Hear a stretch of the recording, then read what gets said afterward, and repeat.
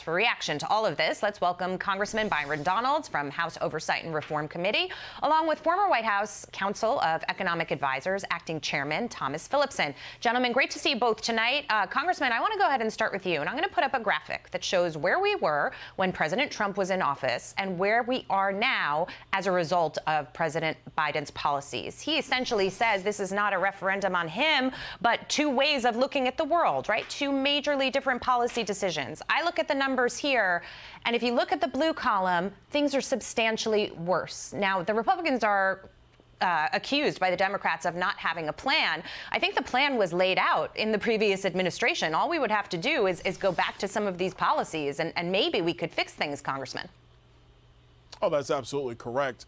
First of all, the Democrats are delusional, and so is Joe Biden. That's why they've led the country to the place that we are right now. But a couple of things. One, yes, the Federal Reserve has to be more aggressive about containing inflation. But number two, Washington has to stop the reckless overspending, and a bunch of the money that has been appropriated but not spent, all that's got to go back to the Treasury. If you continue to throw money into this economy from the federal level, it's only going to cause the price of goods to continue to rise. Last part, we have to get energy independent again. We have to take our foot off of the boot of the oil companies, of the gas companies. That has been brought to us by Joe Biden and the Democrats. Republicans have the answer for what is ailing America. Great points. But it's very interesting to see Karine Jean-Pierre, press secretary of the White House, make her rounds and spew out Democrat talking points. Thomas, I want you to listen to this, and then we'll react on the other side. When the president walked into this administration, the economy was in ruins. It was in absolute ruins. You saw unemployment was at about 6.4%. And so now, because of this president's policies, unemployment is at 3.5%, historic low in 50 years. We haven't seen that in 50 years. We see 10 million jobs that have been created.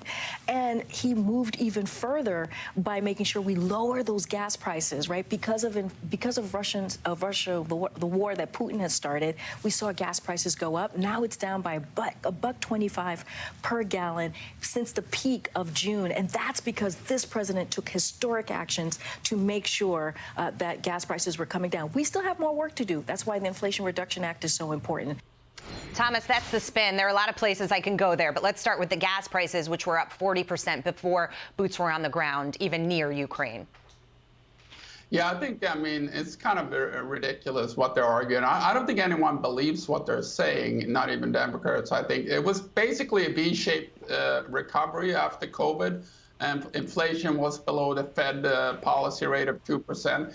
In addition, they inherited a vaccine or medical innovation that was put on a silver plate, which was very important to open up the economy. But they basically have pursued the opposite policies of the Trump administration, and therefore, unfortunately, have had the exact opposite results in terms of real incomes going down for families, meaning their paychecks are not reaching as far as they used to. And that's really what matters. All this stuff about recession is irrelevant. What really matters is real incomes. How much can you buy for your paycheck? And that has been a disaster the last year and a half. Congressman, I want to come back to you and switch away a little bit from the economy, but it still sort of flows through everything that we're talking about here, right? It's the first issue for most voters. That's at least what the ABC Ipsos poll said. That poll also said that abortion is top of mind for 16% of people. You hear the Democrats really hitting the abortion issue hard to try to sway people over to their side or keep voters on their side. That might be flipping over as a result of what we've seen over the course of the last year and a half. Your thoughts on how abortion is going to play in this larger narrative?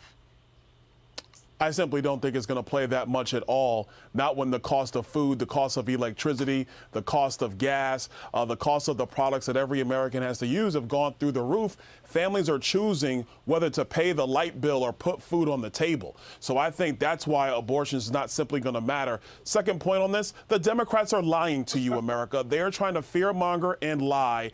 What the Dobbs decision did is it put it in the hands of states. It's not even a federal issue anymore. It's a state issue. So they're lying and they're fear-mongering. But what is not fear-mongering is the state of this economy. It is a disaster. And that is only the fault of Democrats in the Senate, Democrats in the House, and Joe Biden himself. Let me ask you this, Thomas, because we're waiting for the Fed, right? 2 more meetings this year, November, December. BlackRock, Goldman Sachs expect to see the Fed funds rate at 4 3/4, that the Fed has to continue to put its foot on the gas to be able to try to undo some of this inflation that has now become embedded in the economy.